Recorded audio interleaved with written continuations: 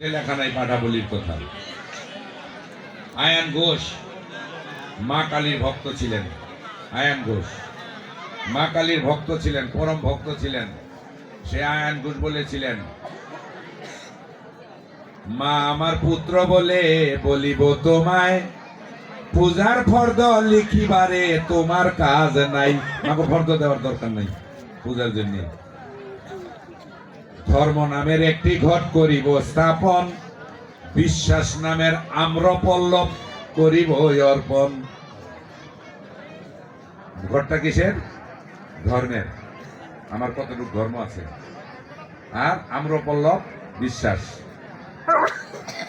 ধর্ম নামের একটি ঘট করিব স্থাপন, বিশ্বাস নামের আম্রপল্লব করিব অর্পণ।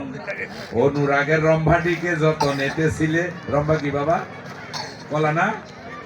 অনুরাগের রম্ভাটিকে যত নেতেছিলে, বিবেক রূপী দুগ্ধ দিব তার উপরে ঢেলে। হৃদি পদের রাঙা জবা করিব চয়ন। কোনখানকার জবা? হৃদয়ের হৃদি পদের রাঙা জবা। হৃদি পদের রাঙা জবা করিব চয়ন। বিশ্বাস প্রেম ভক্তি দিয়া তোমার পদে করিব অর্পণ।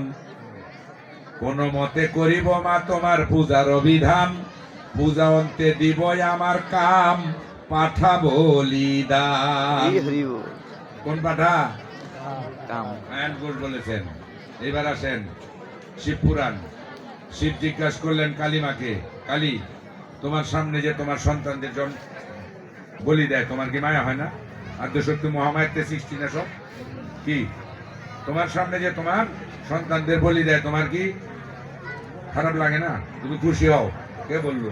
আমি কোনোদিন খুশি হই না। ওরা তো অজ্ঞানী, ওরা জানে না। আমি কোনোদিন বলি নাই, আমি কাউকে স্বপ্ন দেখাই নাই আমার সামনে পাঠা বলি দাও, কোনো গ্রন্থেও নাই।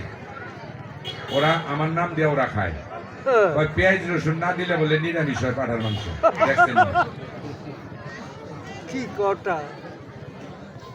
দেখা দেখি ওই যে একজনের দেখছে, এখন আমিও করি, আমারে দেখছে আরেকজনে করে, দেখা দেখি কইরা আমরা পাপ কামাইতেছি।